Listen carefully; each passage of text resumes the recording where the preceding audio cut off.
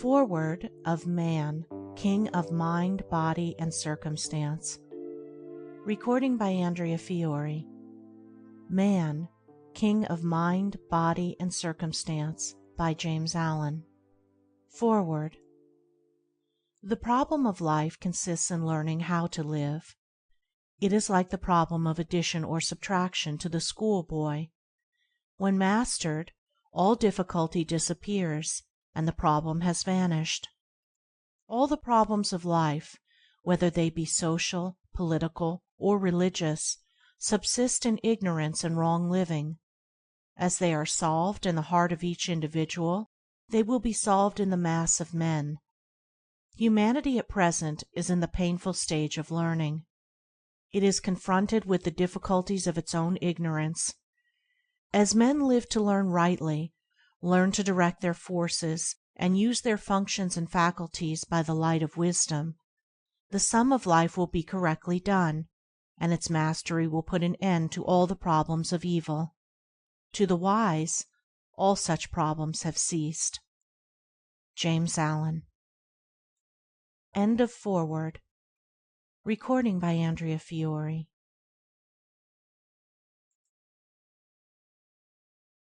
Chapter 1 of Man, King of Mind, Body, and Circumstance.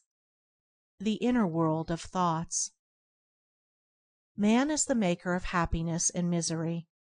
Further, he is the creator and perpetuator of his own happiness and misery. These things are not externally imposed. They are internal conditions. Their cause is neither deity nor devil nor circumstance, but thought. They are the effects of deeds, and deeds are the visible side of thoughts.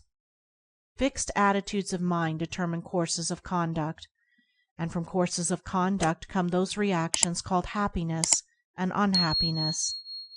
This being so, it follows that, to alter the reactive condition, one must alter the active thought. To exchange misery for happiness, it is necessary to reverse the fixed attitude of mind and habitual course of conduct which is the cause of misery, and the reverse effect will appear in the mind and life. A man has no power to be happy while thinking and acting selfishly. He cannot be unhappy while thinking and acting unselfishly. Wheresoever the cause is, there the effect will appear. Man cannot abrogate effects, but he can alter causes. He can purify his nature. He can remold his character. There is great power in self-conquest. There is great joy in transforming oneself. Each man is circumscribed by his own thoughts, but he can gradually extend their circle. He can enlarge and elevate his mental sphere. He can leave the low and reach up to the high. He can refrain from harboring thoughts that are dark and hateful, and can cherish thoughts that are bright and beautiful. And as he does this, he will pass into a higher sphere of power and beauty, will become conscious of a more complete and perfect world. For men live in spheres low or high according to the nature of their thoughts. Their world is as dark and narrow as they conceive it to be, as expansive and glorious as their comprehensive capacity. Everything around them is tinged with the color of their thoughts. Consider the man whose mind is suspicious, covetous, envious. How small and mean and dreary everything appears to him. Having no grandeur in himself, he sees no grandeur anywhere. Being ignoble himself, he is incapable of seeing nobility in any being. Even his God is a covetous being that can be bribed, and he judges all men and women to be as petty and selfish as he himself is, so that he sees in the most exalted acts of unselfishness only motives that are mean and base.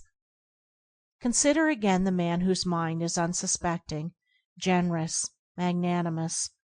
How wondrous and beautiful is his world! He is conscious of some kind of nobility in all creatures and beings. He sees men as true, and to him they are true. In his presence the meanest forget their nature, and for the moment become like himself, getting a glimpse, albeit confused, in that temporary upliftment, of a higher order of things, of an immeasurably nobler and happier life. That small-minded man and this large-hearted man live in two different worlds, though they be neighbors. Their consciousness embraces totally different principles. Their actions are each the reverse of each other.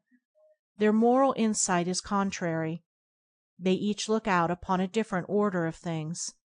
Their mental spheres are separate, and like two detached circles, they never mingle. The one is in hell, the other is in heaven, as truly as they will ever be, and death will not place a greater gulf between them than already exists. To the one, the world is a den of thieves; to the other, it is the dwelling place of gods. The one keeps a revolver handy, and is always on guard against being robbed or cheated, unconscious of the fact that he is all the time robbing and cheating himself. The other keeps ready a banquet for the best. He throws open his doors to talent, beauty, genius, goodness. His friends are the aristocracy of character. They have become a part of himself. They are in his sphere of thought, his world of consciousness. From his heart pours forth nobility, and it returns to him tenfold in the multitude of those who love him and do him honor. The natural grades in human society, what are they but spheres of thought, and modes of conduct manifesting those spheres? The proletariat may rail against these divisions, but he will not alter or affect them. There is no artificial remedy for equalizing states of thought having no natural affinity, and separated by the fundamental principles of life.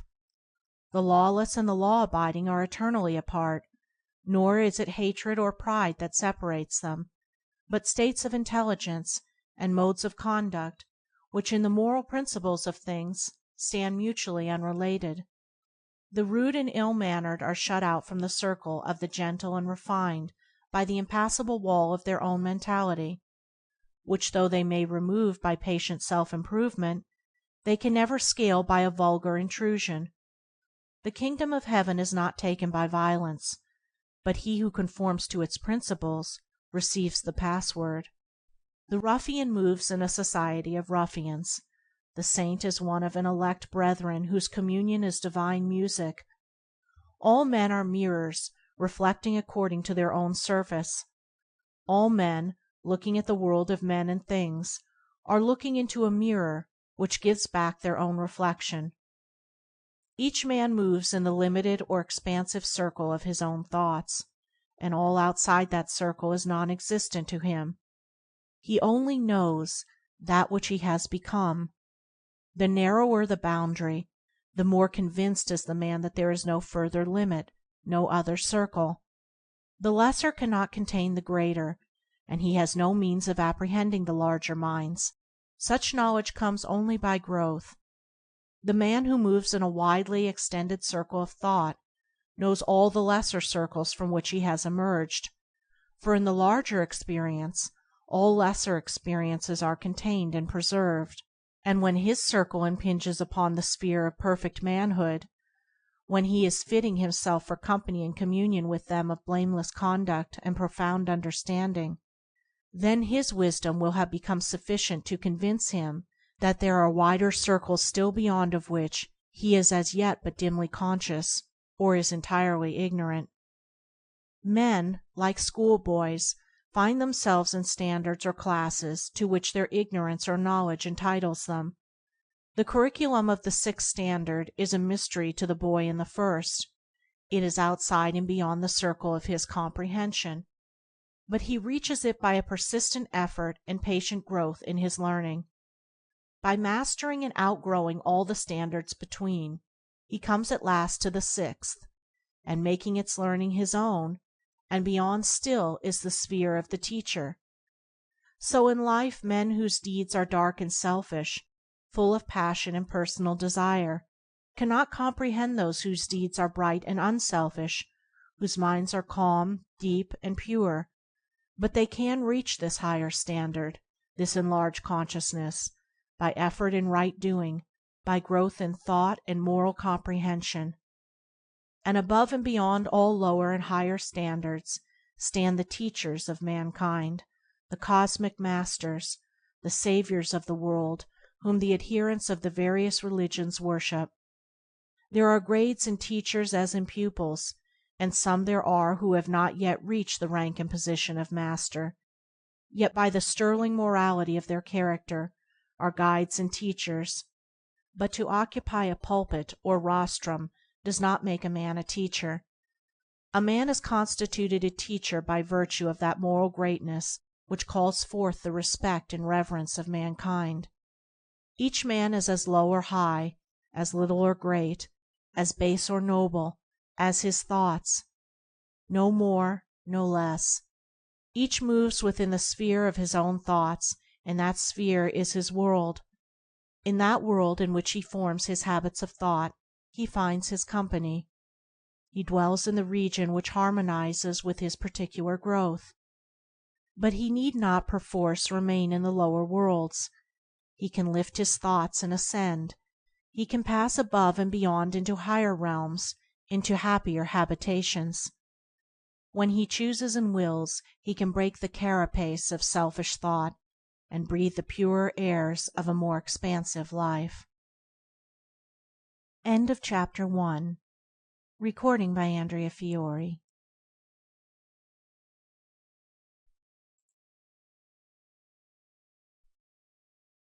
Chapter 2 of Man, King of Mind, Body, and Circumstance. The Outer World of Things. The world of things is the other half of the world of thoughts. The inner informs the outer. The greater embraces the lesser. Matter is the counterpart of mind. Events are streams of thought. Circumstances are combinations of thought, and outer conditions and actions of others, in which each man is involved, are intimately related to his own mental needs and development. Man is a part of his surroundings. He is not separate from his fellows, but he is bound closely to them by the peculiar intimacy and interaction of deeds, and by those fundamental laws of thought which are the roots of human society. One cannot alter external things to suit his passing whims and wishes, but he can set aside his whims and wishes. He can so alter his attitude of mind towards externals that they will assume a different aspect. He cannot mold the actions of others towards him, but he can rightly fashion his actions towards them. He cannot break down the wall of circumstance by which he is surrounded, but he can wisely adapt himself to it, or find the way out into enlarged circumstances by extending his mental horizon. Things follow thoughts. Alter your thoughts, and things will receive a new adjustment. To reflect truly, the mirror must be true. A warped glass gives back an exaggerated image. A disturbed mind gives a distorted reflection of the world. Subdue the mind, organize and tranquilize it, and a more beautiful image of the universe, a more perfect perception of the world order, will be the result. Man has all power within the world of his own mind, to purify and perfect it, but his power in the outer world of other minds is subject and limited. This is made plain when we reflect that each finds himself in a world of men and things, a unit amongst myriads of similar units. These units do not act independently and despotically, but responsively and sympathetically. My fellow men are involved in my actions, and they will deal with them. If what I do be a menace to them, they will adopt protective measures against me. As the human body expels its morbid atoms, so the body politic instinctively expurgates its recalcitrant members. Your wrong acts are so many wounds inflicted on this body politic, and the healing of its wounds will be your pain and sorrow. This ethical cause and effect is not different from that physical cause and effect which the simplest is acquainted. It is but an extension of the same law, its application to the larger body of humanity. No act is aloof. Your most secret deed is invisibly reported, its good being protected in joy, its evil destroyed in pain. There is a great ethical truth in the old fable of the Book of Life, in which every thought and deed is recorded and judged. It is because of this that your deed belongs, not alone to yourself, but to humanity and the universe, that you are powerless to avert external effects, but are all powerful to modify and correct internal causes. And it is also because of this that the perfecting of one's own deeds is man's highest duty and most sublime accomplishment. The obverse of this truth, that you are powerless to obviate external things and deeds, is that external things and deeds are powerless to injure you. The cause of your bondage as of your deliverance is within. The injury that comes to you through others is the rebound of your own deed, the reflex of your own mental attitude. They are the instruments, you are the cause. Destiny is ripe in deeds. The fruit of life, both bitter and sweet, is received by each man in just measure. The righteous man is free. None can injure him, none can destroy him, none can rob him of his peace. His attitude towards men, born of understanding, disarms their power to wound him. Any injury which they may try to inflict rebounds upon themselves to their own hurt, leaving him unharmed and untouched. The good that goes from him is his perennial fount of happiness, his eternal source of strength. Its root is serenity, its flower is joy. The harm which a man sees in the action of another towards him, say for instance an act of slander, is not in the act itself, but in his attitude of mind towards it. The injury and unhappiness are created by himself, and subsist in his lack of understanding concerning the nature and power of deeds. He thinks the act can permanently injure or ruin his character, whereas it is utterly void of any such power, the reality being that the deed can only injure or ruin the doer of it. Thinking himself injured, the man becomes agitated and unhappy, and takes great pains to counteract the supposed harm to himself, and these pains give the slander an appearance of truth, and aid rather than hinder it. All his agitation and unrest is created by his reception of the deed, and not actually by the deed itself. The righteous man has proved this by the fact that the same act has ceased to arouse in him any disturbance. He understands, and therefore ignores it. It belongs to a sphere which he has ceased to inhabit, to a region of consciousness with which he no longer has any affinity. He does not receive the act into himself, the thought of injury to himself being absent. He lives above the mental darkness in which such acts thrive, and they can no more injure or disturb him than a boy can injure or divert the sun by throwing stones at it. It was to emphasize this that Buddha, to the end of his days, never ceased to tell his disciples that so long as the thought, "I have been injured," or "I have been cheated," or "I have been insulted," could arise in a man's mind, he had not comprehended the truth. And as with the conduct of others, so it is with external things, with surroundings and circumstances. And they themselves are neither good nor bad. It is the mental attitude and state of heart that make them so.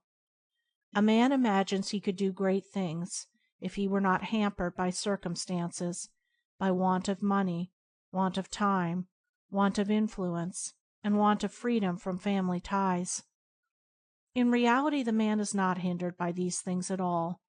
He, in his mind, ascribes to them a power which they do not possess, and he submits, not to them, but to his opinion about them, that is, to a weak element in his nature. The real want that hampers him is the want of the right attitude of mind. When he regards his circumstances as spurs to his resources, when he sees that his so-called drawbacks are the very steps up which he is to mount successfully to his achievement, then his necessity gives birth to invention, and the hindrances are transformed into aids. The man is the all-important factor. If his mind be wholesome and rightly tuned, he will not whine and whimper over his circumstances, but will rise up and outgrow them. He who complains of his circumstances has not yet become a man, and necessity will continue to prick and lash him till he rises into manhood's strength, and then she will submit to him.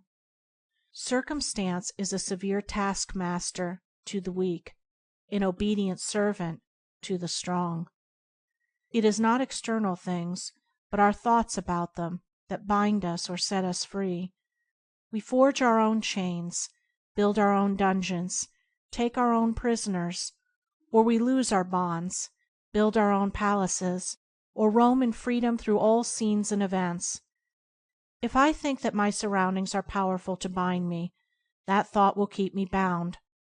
If I think that, in my thought and life, I can rise above my surroundings, that thought will liberate me.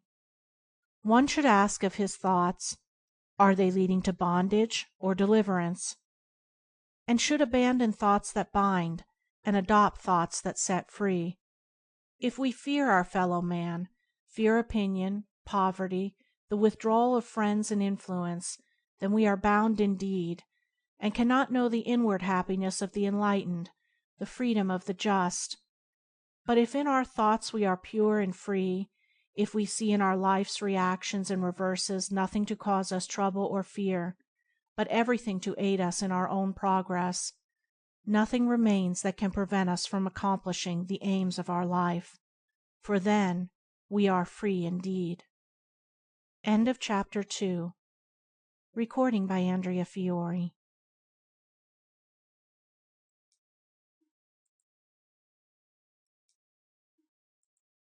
Chapter 3 of Man, King of Mind, Body, and Circumstance. Habit, its slavery, and its freedom. Man is subject to the law of habit. Is he then free? Yes, he is free. Man did not make life and its laws. They are eternal. He finds himself involved in them, and he can understand and obey them. Man's power does not enable him to make laws of being. It subsists in discrimination and choice.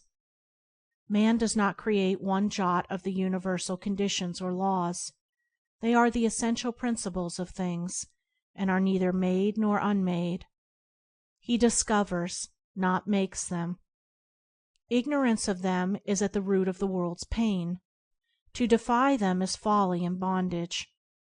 Who is the freer man, the thief who defies the laws of his country, or the honest citizen who obeys them? Who again is the freer man, the fool who thinks he can live as he likes, or the wise man who chooses to do only that which is right? Man is, in the nature of things, a being of habit, and this he cannot alter. But he can alter his habits. He cannot alter the law of his nature, but he can adapt his nature to the law. No man wishes to alter the law of gravitation, but all men adapt themselves to it. They use it by bending to it, not by defying or ignoring it. Men do not run up against walls or jump over precipices in hope that this law will alter for them. They walk alongside walls and keep clear of precipices. Man can no more get outside of the law of habit than he can get outside of the law of gravitation, but he can employ it wisely or unwisely. As scientists and inventors master the physical forces and laws by obeying and using them, so wise men master the spiritual forces and laws in the same way. While the bad man is the whipped slave of habit, the good man is its wise director and master.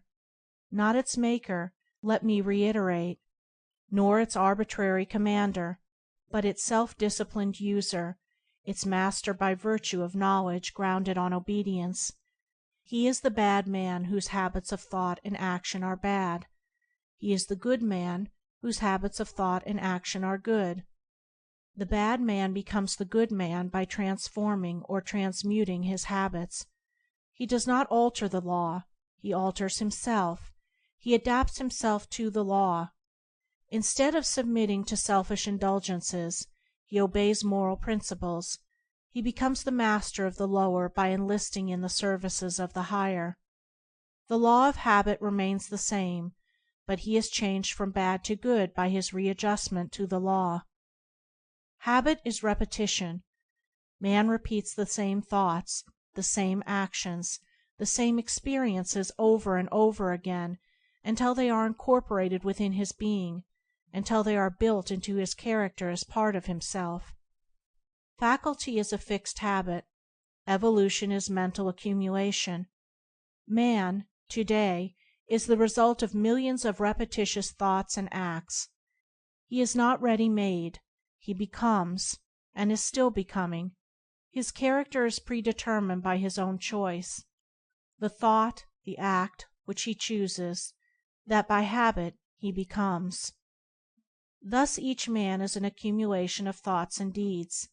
The characteristics which he manifests instinctively and without effort are lines of thoughts and action become, by long repetition, automatic, for it is the nature of habit to become, at last, unconscious, to repeat, as it were, itself without any apparent choice or effort on the part of its possessor, and in due time it takes such complete possession of the individual as to appear to render his will powerless to counteract it. This is the cause with all habits, whether good or bad. When bad, the man is spoken of as being the victim of a bad habit or a vicious mind. When good, he is referred to as having, by nature, a good disposition.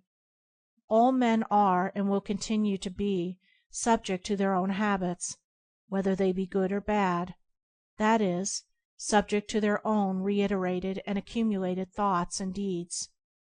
Knowing this, the wise man chooses to subject himself to good habits, for such service is joy, bliss, and freedom, while to become subject to bad habits is misery, wretchedness, slavery.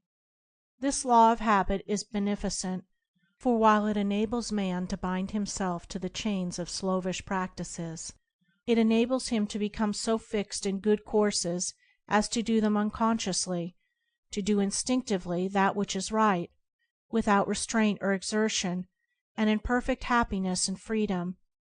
Observing this automatism in life, men have denied the existence of will or freedom on man's part. They speak of him as being born, good or bad, and regard him as the helpless instrument of blind forces. It is true that man is the instrument of mental forces, or, to be more accurate, he is those forces, but they are not blind, and he can direct them, and redirect them into new channels. In a word, he can take himself in hand and reconstruct his habits, for though it is also true that he is born with a given character, that character is the product of numberless lives during which it has been slowly built up by choice and effort, and in this life it will be considerably modified by new experiences. No matter how apparently helpless a man has become under the tyranny of a bad habit or a bad characteristic, they are essentially the same. He can, so long as sanity remains, break away from it and become free, replacing it by its opposite good habit, and when the good possesses him as the bad formerly did, there will be neither wish nor need to break from that, for its dominance will be perennial happiness and not perpetual misery. That which a man has formed within himself he can break up and reform when he so wishes and wills, and a man does not wish to abandon a bad habit so long as he regards it as pleasurable. It is when it assumes a painful tyranny over him that he begins to look for a way to escape, and finally abandons the bad for something better. No man is helplessly bound. The very law by which he has become a self-bound slave will enable him to become a self-emancipated master. To know this, he has but to act upon it, that is, deliberately and strenuously to abandon the old lines of thought and conduct, and diligently fashion new and better lines. That he may not accomplish this in a day, in a week, a month, a year, or 5 years, should not dishearten and dismay him. Time is not required for the new repetitions to become established, and old ones to be broken up, but the law of habit is certain and infallible, and a line of effort patiently pursued and never abandoned is sure to be crowned with success, for if a bad condition, a mere negation, can become fixed and firm, how much more surely can a good condition, a positive principle, become established and powerful. A man is powerless to overcome the wrong and unhappy elements in himself only so long as he regards himself as powerless. If to the bad habit is added the thought, "I cannot," the bad habit will remain. Nothing will be overcome till the thought of powerlessness is uprooted and abolished from the mind. The great stumbling block is not the habit itself, it is the belief in the impossibility of overcoming it. How can a man overcome a bad habit so long as he is convinced that it is impossible? How can a man be prevented from overcoming it when he knows that he can, and is determined to do it? The dominant thought by which man has enslaved himself is the thought, "I cannot overcome my sins." Bring this thought out into the light, in all its nakedness, and it is seen to be a belief in the power of evil, with its other pole, disbelief in the power of good. For a man to say or believe that he cannot rise above wrong thinking and wrong doing is to submit to evil, is to abandon and renounce good. By such thoughts, such beliefs, man binds himself. By their opposite thoughts, opposite beliefs, he sets himself free. A changed attitude of mind changes the character, the habits, the life. Man is his own deliverer. He has brought about his thraldom. He can bring about his emancipation. All through the ages he has looked, and is still looking, for an external deliverer, but he still remains bound. The great deliverer is within. He is the Spirit of Truth, and the Spirit of Truth is the Spirit of Good, and he is in the Spirit of Good who dwells habitually in good thoughts and their effects, good actions. Man is not bound by any power outside his own wrong thoughts, and from these he can set himself free, and foremost, the enslaving thoughts from which he needs to be delivered are, "I cannot rise," "I cannot break away from bad habits," "I cannot alter my nature," "I cannot control and conquer myself," "I cannot cease from sin." All these cannots have no existence in the things to which they submit. They exist only in thought. Such negotiations are bad thought habits which need to be eradicated, and in their place should be planted the positive, "I can," which should be tended and developed until it becomes a powerful tree of habit, bearing the good and life-giving fruit of right and happy living. Habit binds us. Habit sets us free. Habit is primarily in thought, secondarily in deed. Turn the thought from bad to good, and the deed will immediately follow. Persist in the bad, and it will bind you tighter and tighter. Persist in the good, and it will take you into ever-widening spheres of freedom. He who loves his bondage, let him remain bound. He who thirsts for freedom, let him come and be set free. End of Chapter 3. Recording by Andrea Fiore.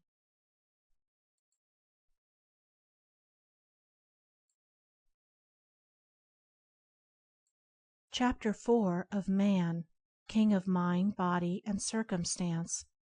Bodily Conditions. There are today scores of distinct schools devoted to the healing of the body, a fact which shows the great prevalence of physical suffering, as the hundreds of religions devoted to the comforting of men's minds prove the universality of mental suffering. Each of these schools has its place in so far as it is able to relieve suffering, even where it does not eradicate the evil, for with all these schools of healing, the fact of disease and pain remains with us, just as sin and sorrow remain in spite of the many religions. Disease and pain, like sin and sorrow, are too deep-seated to be removed by palliatives. Our ailments have an ethical cause deeply rooted in the mind. I do not infer by this that physical conditions have no part in disease. They play an important part as instruments, as factors in the chain of causation. The microbe that carried the Black Death was the instrument of uncleanliness, and uncleanliness is, primarily, a moral disorder. Matter is visible mind, and that bodily conflict which we call disease has a causal affinity to that mental conflict which is associated with sin. In his present human or self-conscious state, man's mind is continually being disturbed by violently conflicting desires, and his body attacked by morbid elements. He is in a state of mental inharmony and bodily discomfort. Animals in their wild and primitive state are free from disease because they are free from inharmony. They are in accord with their surroundings, have no moral responsibility and no sense of sin, and are free from those violent disturbances of remorse, grief, disappointment, etc., which are so destructive of man's harmony and happiness, and their bodies are not afflicted. As man ascends into the divine or cosmic conscious state, he will leave behind and below him all these inner conflicts, will overcome sin and all sense of sin, and will dispel remorse and sorrow. Being thus restored to mental harmony, he will become restored to bodily harmony, to wholeness, health. The body is the image of the mind, and in it are traced the visible features of hidden thoughts. The outer obeys the inner, and the enlightened scientist of the future may be able to trace every bodily disorder to its ethical cause in the mentality. Mental harmony, or moral wholeness, makes for bodily health. I say makes for it will not produce it magically, as it were, as though one should swallow a bottle of medicine and then be whole and free. But if the mentality is becoming more poised and restful, if the moral structure is increasing, then a sure foundation of bodily wholeness is being laid. The forces are being conserved, and are receiving a better direction and adjustment. And even if perfect health is not gained, the bodily derangement, whatever it may be, will have lost its power to undermine the strengthened and uplifted mind. One who suffers in body will not necessarily at once be cured when he begins to fashion his mind on moral and harmonious principles. Indeed, for a time, while the body is bringing to a crisis and throwing off the effects of former inharmonies, the morbid condition may appear to be intensified. As man does not gain perfect peace immediately he enters upon the path of righteousness, but must, except in rare instances, pass through a painful period of adjustment, neither does he, with the same rare exceptions, at once acquire perfect health. Time is required for bodily as well as mental readjustment, and even if health is not reached, it will be approached. If the mind be made robust, the bodily condition will take a secondary and subordinate place, and will cease to have that primary importance which so many give to it. If a disorder is not cured, the mind can rise above it, and refuse to be subdued by it. One can be happy, strong, and useful in spite of it. The statement so often made by health specialists that a useful and happy life is impossible without bodily health is disproved by the fact that numbers of men who have accomplished the greatest works, men of genius and superior talent in all departments, have been afflicted in their bodies, and today there are plenty of living witnesses to this fact. Sometimes the bodily affliction acts as a stimulus to mental activity, and aids rather than hinders its work. To make a useful and happy life dependent upon health is to put matter before mind, is to subordinate spirit to body. Men of robust minds do not dwell upon their bodily condition if it be in any way disordered. They ignore it, and work on, live on, as though it were not. This ignoring of the body not only keeps the mind sane and strong, but it is the best resource for curing the body. If we cannot have a perfectly sound body, we can have a healthy mind, and a healthy mind is the best route to a sound body. A sickly mind is more deplorable than a disordered body, and it leads to sickliness of body. The mental invalid is in a far more pitiful condition than the bodily invalid. There are invalids, every physician knows them, who only need to lift themselves into a strong, unselfish, happy frame of mind to discover that their body is whole and capable. Sickly thoughts about oneself, about one's body and food, should be abolished by all who are called by the name of man. The man who imagines, that the wholesome food he is eating is going to injure him, needs to come to bodily vigor by the way of mental strength. To regard one's bodily health and safety as being dependent on a particular kind of food which is absent from nearly every household is to court petty disorders. The vegetarian who says he dare not eat potatoes, that fruit produces indigestion, that apples give him acidity, that pulses are poison, that he is afraid of green vegetables, and so on, is demoralizing the noble cause which he professes to have espoused, is making it look ridiculous in the eyes of those robust meat-eaters who live above such sickly fears and morbid self-scrutinies. To imagine that the fruits of the earth, eaten when one is hungry and in need of food, are destructive of health and life is totally to misunderstand the nature and office of food. The office of food is to sustain and preserve the body, not to undermine and destroy it. It is a strange delusion, and one that must react deleteriously upon the body, that possesses so many who are seeking health by the way of diet, the delusion that certain of the simplest, most natural, and purest of viands are bad of themselves, that they have in them the elements of death and not of life. One of these food reformers once told me that he believed his ailment, as well as the ailments of thousands of others, was caused by eating bread, not by an excess of bread, but by the bread itself, and yet this man's bread food consisted of nutty, homemade, wholemeal loaves. Let us get rid of our sins, our sickly thoughts, our self-indulgences and foolish excesses, before attributing our diseases to such innocent causes. Dwelling upon one's petty troubles and ailments is a manifestation of weakness of character. To so dwell upon them in thought leads to frequent talking about them, and this in turn impresses them more vividly upon the mind, which soon becomes demoralized by such petting and pitying. It is as convenient to dwell upon happiness and health as upon misery and disease, as easy to talk about them, and much more pleasant and profitable to do so. Let us live happily, then, not hating those who hate us. Among men who hate us, let us dwell free from hatred. Let us live happily, then, free from ailments among the ailing. Among men who are ailing, let us dwell free from ailments. Let us live happily, then, free from greed among the greedy.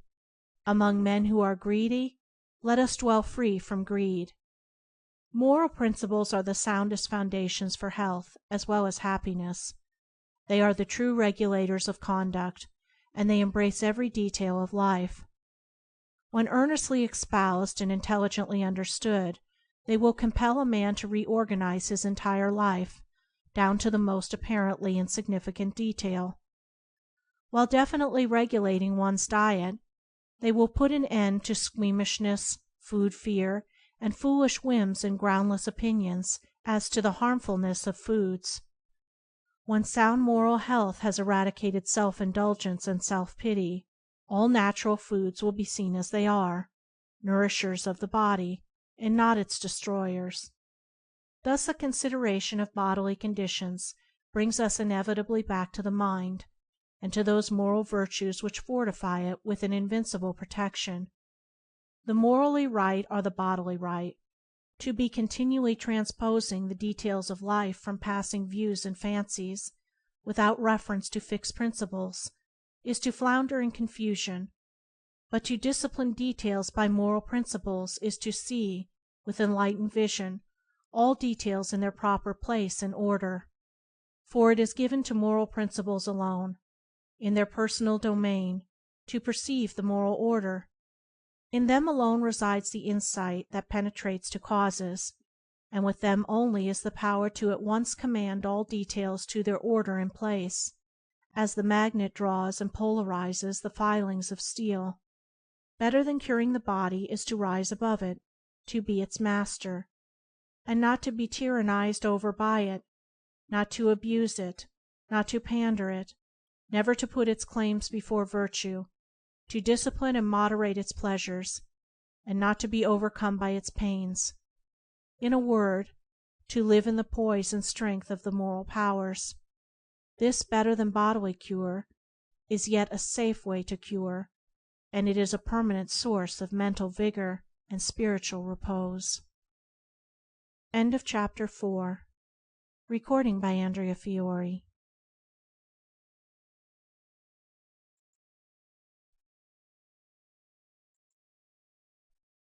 Chapter 5 of Man, King of Mind, Body, and Circumstance. Poverty. Many of the greatest men through all ages have abandoned riches and adopted poverty to better enable them to accomplish their lofty purposes. Why, then, is poverty regarded as such a terrible evil? Why is it that this poverty, which these great men regard as a blessing and adopt as a bride, should be looked upon by the bulk of mankind as a scourge and a plague? The answer is plain. In one case, the poverty is associated with a nobility of mind which not only takes from it all appearances of evil, but which lifts it up and makes it appear good and beautiful, makes it seem more attractive and more to be desired than riches and honor, so much so that, seeing the dignity and happiness of the noble mendicant, thousands imitate him by adopting his mode of life. In the other case, the poverty of our great cities is associated with everything that is mean and repulsive, with swearing, drunkenness, filth, laziness, dishonesty, and crime. What, then, is the primary evil? Is it poverty, or is it sin? The answer is inevitable. It is sin. Remove sin from poverty, and its sting is gone. It has ceased to be the gigantic evil that it appeared, and can even be turned to good and noble ends. Confucius held up one of his poor disciples as an example of lofty virtue to his richer pupils. Yet although he was so poor that he had to live on rice and water, and had no better shelter than a hovel, he uttered no complaint. Where this poverty would have made other men discontented and miserable, he did not allow his equanimity to be disturbed. Poverty cannot undermine a noble character, but it can set it off to a better advantage. The virtues of this man shone all the brighter for being set in poverty, like resplendent jewels set in a contrasting background. It is common with social reformers to regard poverty as the cause of the sins with which it is associated, yet the same reformers refer to immoralities of the rich as being caused by their riches. Where there is a cause its effect will appear, and where affluence the cause of immorality, and poverty the cause of degradation, then every rich man would become immortal, and every poor man would come to degradation. An evil-doer will commit evil under any circumstances, whether he be rich or poor, or midway between the two conditions. A right-doer will do right howsoever he be placed. Extreme circumstances may help to bring out the evil which is already there awaiting its opportunity, but they cannot cause the evil, cannot create it. Discontent with one's financial condition is not the same as poverty.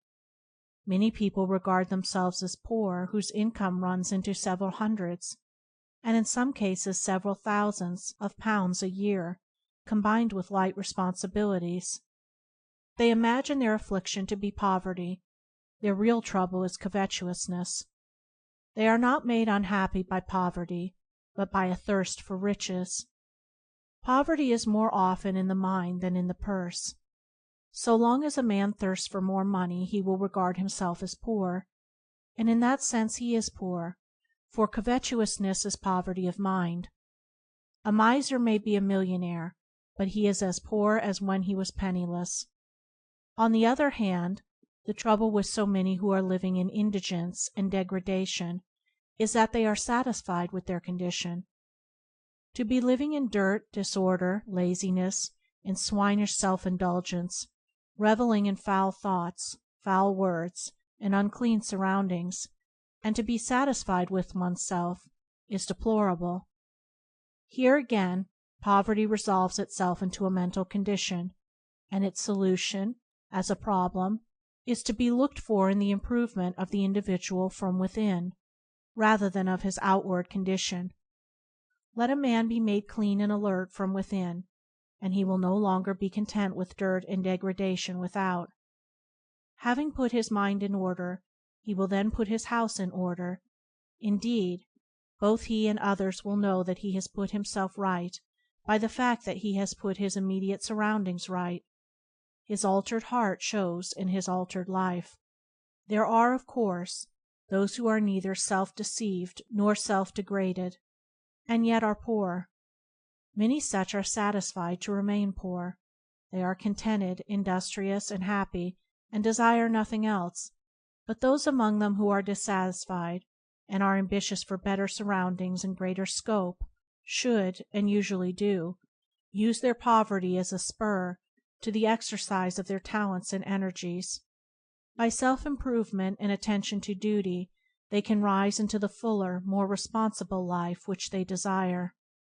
Devotion to duty is, indeed, not only the way out of poverty which is regarded as restrictive, it is also the royal road to affluence, influence, and lasting joy, even to perfection itself. When understood in its deepest sense, it is seen to be related to all that is best and noblest in life. It includes energy, industry, concentrated attention to the business of one's life, singleness of purpose, courage and faithfulness, determination and self-reliance, and that self-abnegation which is the key to all real greatness. A singularly successful man was once asked, "What is the secret to your success?" And he replied, "Getting up at 6 o'clock in the morning and minding my own business."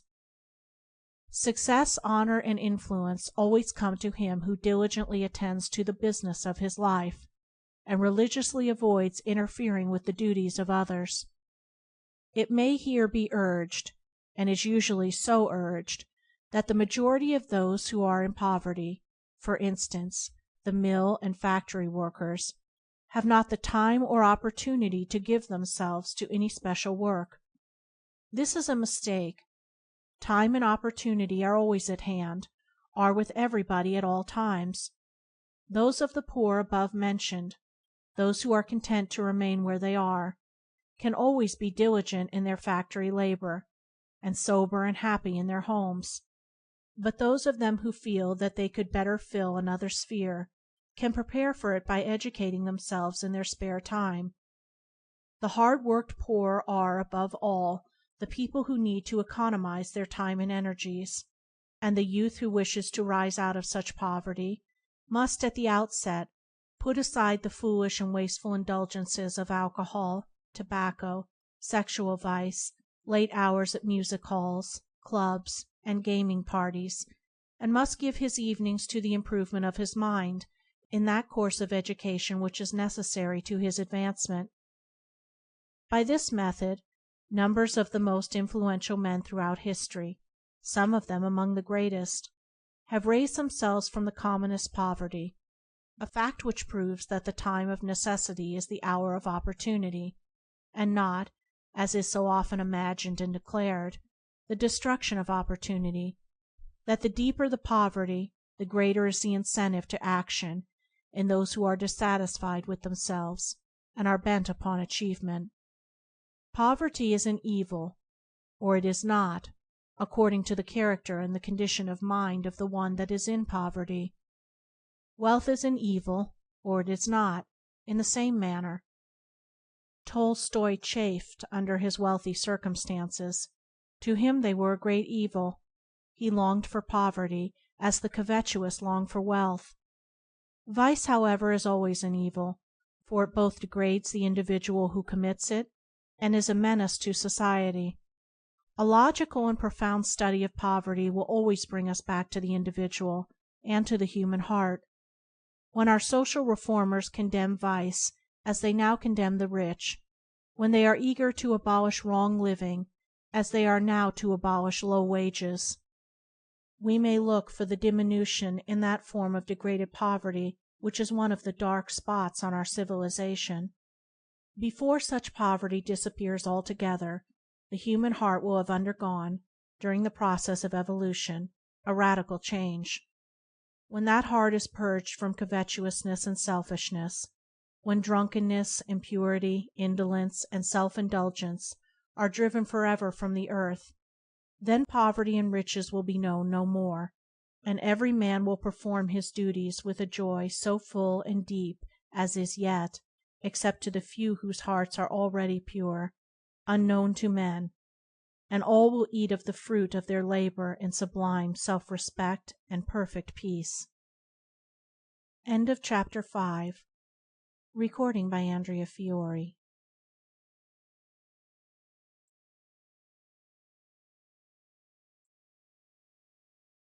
Chapter 6 of Man, King of Mind, Body, and Circumstance. Man's Spiritual Dominion. The kingdom over which man is destined to rule with undisputed sway is that of his own mind and life. But this kingdom, as already shown, is not separate from the universe, is not confined to itself alone. It is intimately related to entire humanity, to nature, to the current of events in which it is, for the time being, involved, and to the vast universe. Thus the mastery of this kingdom embraces the mastery of the knowledge of life. It lifts a man into the supremacy of wisdom, bestowing upon him the gift of insight into human hearts, giving him the power to distinguish between good and evil, also to comprehend that which is above both good and evil, and to know the nature and consequences of deeds. At present men are more or less under the sway of rebellious thoughts, and the conquest of these is the supreme conquest of life. The unwise think that everything can be mastered by oneself, and they seek for happiness for themselves and others by modifying external things. The transposing of outward effects cannot bring permanent happiness or bestow wisdom. The patching and coddling of a sin-laden body cannot produce health and well-being. The wise know that there is no real mastery until self is subdued, and that when one's self is conquered, the subjugation of externals is finally assured, and they find happiness forever springing up within them in the calm strength of divine virtue. They put away sin, and purify and strengthen the body by rising superior to the sway of its passions. Man can reign over his own mind, can be lord over himself. Until he does so reign, his life is unsatisfactory and imperfect. His spiritual dominion is the empire of the mental forces of which his nature is composed. The body has no causative power. The ruling of the body, that is, of appetite and passion, is the discipline of mental forces. The subduing, modifying, redirecting, and transmuting of the antagonizing spiritual elements within is the wonderful and mighty work which all men must, sooner or later, undertake. For a long time man regards himself as the slave of external forces, but there comes a day when his spiritual eyes open, and he sees that he has been a slave this long time to none and nothing but his own ungoverned, unpurified self. In that day he rises up, and as ascending his spiritual throne, he no longer obeys his desires, appetites, and passions as their slave, but henceforth rules them as his subjects. The mental kingdom through which he has been wont to wander as a puling beggar and a whipped serf, he now discovers is his by right of lordly self-control, his to set in order, to organize and harmonize, to abolish its dissensions and painful contradictions, and bring it to a state of peace. Thus rising up and exercising his rightful spiritual authority, he enters the company of those kingly ones who in all ages have conquered and attained, who have overcome ignorance, darkness, and mental suffering, and have ascended into truth. Chapter 6. Recording by Andrea Fiore.